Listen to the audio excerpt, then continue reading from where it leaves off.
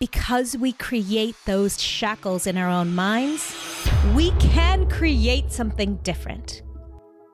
And all it takes, honestly, is to start getting comfortable with peace and ease and slowing down. Hello and welcome to the Business of Happiness podcast. I'm your host, Dr. Tarryn MacCarthy, and today is going to be a great day. Welcome to this episode of the Business of Happiness. I am so honored to have you joining me today, and just want to take a moment to say I honor you for recognizing that you're taking care of everyone else in your world, making sure that everything runs smoothly. And in this moment, you get to take care of you. See, we learned very well how to take care of everyone else in the world. It's actually what you're an expert at. You have a doctorate in taking care of other people. You have a lifetime of evidence of taking care of other people. And I just want to honor in this moment that you are choosing to listen to a podcast of how to take care of you, and that you already recognize that importance. I am preaching to the converted here of how critically important it is for you to ask for and take action on what you need to prioritize your needs. And one of those components that we so frequently overlook is the importance of slowing down. I know, terrifying, isn't it? And it's so interesting of why slowing down is so difficult for us women who are high achievers, women who look after everyone else, women who take care of everyone else. Because what I know to be true about you is you're probably the fixer. Am I right? You're probably the one that everyone comes to with a problem. You're probably the one that jumps in and solves things and takes things out of other people's hands. Let me just do it for you. I had this exact thing happen this morning. Another little sneaky reminder of the over-functioning that we're all a part of. My daughter is having a craft. She's going to get a booth at a craft fair. And so she bought on Amazon these little stands to display her earrings that she's making. And she was putting it together this morning. And she was struggling with the screw. She put the screw in the base and, learning how to put things together. What did I do? I said, here, let me do it for you. Just like that. Because it's so ingrained in my nature. When I see someone struggling, when I see someone having a difficulty or in an uncomfortable situation, I think, I can do this. Let me just do it for you. Boom, right there. How often are you doing that exact same thing and complexifying, not a word, but I'm creating it for today, making things more complex than they need to be in this old habit pattern of staying busy, of going fast, of constantly doing. And it's so interesting because when I talk to women dentists in particular, and I say, what is it that you want, my love? What are you looking for? I hear the same thing all the time. First, I have no idea what I want, but all I know is I am exhausted all the time. And I just want peace. And I know from my own experience what that peace means. And sometimes women use the word freedom, is peace not just in your day, in your experience of the day, like there's no drama or urgency or chaos, but peace in your own head, right? It's that part, freedom from responsibilities, freedom from to-dos, freedom from have-tos, and freedom in your own mind. Am I right? That's what we're looking for. And what's so interesting is how what feeds that overdoing is this habit pattern that has been ingrained in us. But I'm here today on this episode to let you know it doesn't have to be that way. And we can shift that because it is not innate to your human nature. It is not. It is a learned behavior. to each and every one of us. Despite what your Enneagram says, despite what all your personality testing says, it is a learned behavior to overfunction and overwork and create more busyness in your life. And the primary goal of finding more freedom, finding more peace, is to actually practice more freedom and peace. And that means slowing down. It's the rapidity at which we live our lives. It's the extra checkpoints on our checklist that we introduce into our to-do list every day. It's that constantly running and doing for others, accomplishing, trying to get ahead of things that creates the stress and the overwhelm. Am I right? Raise a right hand, even if you're driving. Hell yeah, that's me. Let's look at some examples. So one of them might be, it's your day off. It's a Saturday. And you've created a to-do list for yourself that is impossible for any human being to actually accomplish on a Saturday, on a day off. Or maybe you, at one point in your career, said, I'm taking Wednesdays off. And you set aside that Wednesday, and at first, it felt so delicious. You maybe went for a walk. You maybe slept in a little that day. And slowly over time, you've been introducing more and more and more to-dos and responsibilities and appointments to now that day off looks almost more full than your weekday. Am I right? It's just a habit pattern. It's just a habit pattern. And just like you created that habit pattern, so you can create a new one. But it requires intention. I think first it requires awareness. Just the awareness of, oh my gosh, isn't that so fascinating? I do that.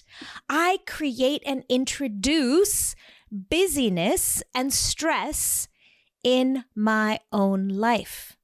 Here's the phenomenal, mind-blowing truth. No one is doing it to you. No one. No one is doing it to you. Not your loans, not your student debt, not your patients, not your kids. No one is doing it to you. And at first, this can feel like, oh my gosh, I feel so bad. I'm making myself feel bad about it, but I'm going to give you enormous grace because it's just what we've been taught. So try not to beat yourself up over this because that introduces more anxiety and stress. Let's just have enormous compassion for you. Oh my gosh, this is what I've been taught. I had this other realization recently. I was speaking to some moms and we were talking about our kids who have recently gone off to college. And I live in this neighborhood in Maine that's really isolated. I mean, I do not see another house from where I sit. That we are out in the middle of nowhere. And so my kids went to a high school that was really pretty small. The graduating class for both of my older kids was around 35 or 40. So they had a very different high school experience from what I had. They didn't have the raging parties on the weekends. They didn't have the same exposure to, big peer pressure. And when they went off to college, I thought, wow, this is kind of interesting because they're going to go to a college with, a much bigger space and be introduced to kids from all over the country who have had that typical high school experience with, learning how to navigate peer pressure around drugs and alcohol. And I was a little concerned. We had that conversation. How would you navigate this? Because they just hadn't had that experience. So it's so interesting about what I thought their challenges would be. Guess what? That was not the challenge. The challenge turns out their intensity and their work ethic that is way over the top, that inadvertently, my husband and I, both in the dental world, both business owners, embedded and ingrained in them as little kids. So if you followed my story at all, you know that in the beginning of my kids' lives, for the really first a long time in their lives, I was so stressed out all the time and intense. Owning a business, owning a dental office, thinking I was living in chaos all the time, feeling constantly behind the 8 ball, feeling constantly exhausted, like I had no time and space for me. And that's, why I'm doing this work now, because I learned so much and I've evolved so much. And this is what my absolute passion is to bring this work to you. However, their early childhood was submersed in this busyness, both my husband and I, because that's what we thought we needed to be. This was ingrained in my kids at a very young age, and it's so interesting now. The challenge isn't drugs and alcohol for them. The challenge is learning how to slow down. It really is a learned behavior in them that I now can witness from afar and see. That necessity of ours to slow down, to listen to the voices in our own heads that tell us we need to do more, do it faster, there's an urgency, all those thought processes that amp up our nervous system fight or flight response and not only make us miserable and exhausted energetically, but literally cut us off from creative problem solving and from happiness and from peace. And from the very thing we're all looking for, freedom. We create our own cages. We create our own shackles in our own minds. But here's the really beautiful part about that, because I don't want this to be terrifying and overwhelming, because it's actually the opposite. Because we create those shackles in our own minds, we can create something different. And all it takes, honestly, is to start getting comfortable with peace and ease and slowing down. I know, it's terrifying, because the thoughts in our head are things like, if I slow down, everything will fall apart. I'm working so hard now just to keep the roof over my head. If I didn't work at this breakneck pace, everything would crumble. Isn't that the thought you're thinking? I'm just holding everything together right now. If I stopped taking care of everyone else, they would fall apart. Am I right? These are the voices we're actually having in our heads. I promise you the exact opposite is true. The moment you start doing less is the moment you start seeing more freedom and abundance in your life. And I'm speaking about dollars and cents. Even the money in your bank account. And I am living proof of this. And it sounds absurd if you've been thinking and living the opposite way. So I'm going to give you a little practice this week. The practice that I'm offering you is to start slowing down and notice what is happening in your environment. And we don't have to do this in a crazy, terrifying way, because if we do, if we suddenly change your business model, it's going to create so much stress in your system that it's going to do the opposite. So that is not what we're going to do. I'm asking you to just start your morning slow. That's it. What if you started your mornings slow? So instead of getting up half an hour before you have to be out the door and rushing through your morning and immediately spiking your cortisol and adrenaline and facing this day from a place of fight or flight, initiating your entire day. Hey, the way we start things is the way we continue. Am I right? You know, when your day starts from this place of hurriedness and busyness and craziness, that's what the day feels like. What if you were to start from a place of calm? I mean, get out of bed, yes, and take it easy. Create more space and time in your mornings to get out the door. Slow it down with a cup of coffee. Notice how uncomfortable it feels. Notice how your mind is going to say to you, oh, since we're up now, let's just quickly get X, Y, and Z done. The requirement is going to be to do nothing. And start creating safety in your body around doing nothing, just for a few minutes, as a way to start your day from a place of peace and calm. Now I'm going to future pace. When you start doing this, you're going to start noticing how good you feel. you're going to start noticing how good driving to work feels. And as soon as it feels good, I don't want you to start getting scared of the good feeling, because this is another truth. When you've been feeling bad and stressed for a long time, the opposite feels really uncomfortable. And our body tends to go back to homeostasis. Let's introduce stress. Let's introduce worry. That's a stress. When is the other shoe going to fall? How long can I keep this up? This is nice today, but it's not going to be good tomorrow. We start introducing worry. So in that moment, if you notice that voice coming in, I'm going to ask you to recognize it and go, okay, I'm just going to enjoy this moment. It's a slowing down again. Notice how slowing down does not have to take more time. I know, very, very antithetical to what we've always been thinking. You mean slowing down doesn't mean taking more time? No. It means not introducing 101 additional things at the same time. The multitasking that has been the poison to our bodies and our minds. Slowing down to do one thing at a time. In other words, driving to work, try not to solve 1,000 problems. Just sit back and enjoy the ride. Look at the light shining on the treetops. Look at the people walking by. Look at the faces of the people driving towards you and imagine their lives. Enjoy the morning. Stretch it out in your mind, because time is just a perception. Allow yourself to luxuriate on the drive to work. You get stuck in traffic, it's a gift. It's a gift because there's not a damn thing you can do about it. Allow yourself to slow down and start practicing slowing down. That's all it is. It's a practice. And notice what an energetic shift that creates in your day, in your perspective, and in your life. Why does it work? Because now your body is no longer in fight or flight. That's it.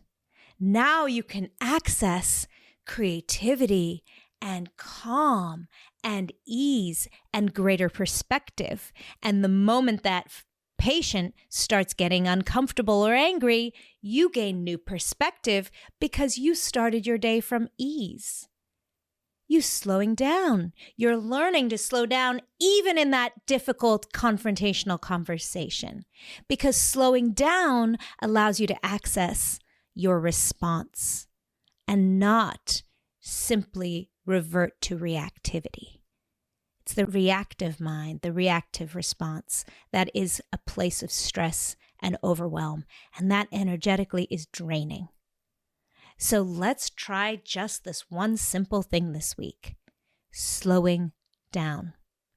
Is it going to be a challenge? Yes, it is. It's going to stretch your comfort zone because you have been practicing the exact opposite for so long. What an exciting thing to be doing something different. You've tried everything else, my friend.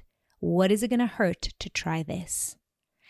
And next week, I'm going to be making a really big announcement, something that can support your slowing down. So if you're listening to this episode, tune in again next week to the next episode, because there's a really big announcement of support for you that you are not going to want to miss, to help you relearn how to slow down without compromising your big dreams or your financial security. I promise.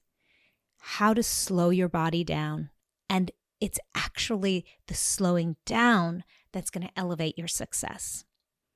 Oh, you're doing amazing. I'm just so grateful once again to you for being here, for saying yes to you. I just want to honor that. And I want you to feel that, because you could be listening to any other podcast this morning, but the fact that you choose to listen to one that allows you to see yourself and love yourself and nurture yourself back to a place of wholeness and worthiness and happiness, I mean, that is extraordinary. So I honor you. In this world where there's so much commercialism and so much fear being fed to us all the time, you've chosen to listen to a podcast called The Business of Happiness, and that is not a small thing. And I honor you for it. So give yourself some compassion today. give yourself permission to slow down. You deserve it. Because when you feel good in your body, in your mind, in your heart, that is when you can do good. Bye-bye. Thank you for listening to the Business of Happiness podcast. If this episode brought you new perspective and value, I invite you to subscribe so that you catch all upcoming episodes and leave us a review. And if you know of a friend or colleague who could benefit from this perspective, share this episode with them and empower their day.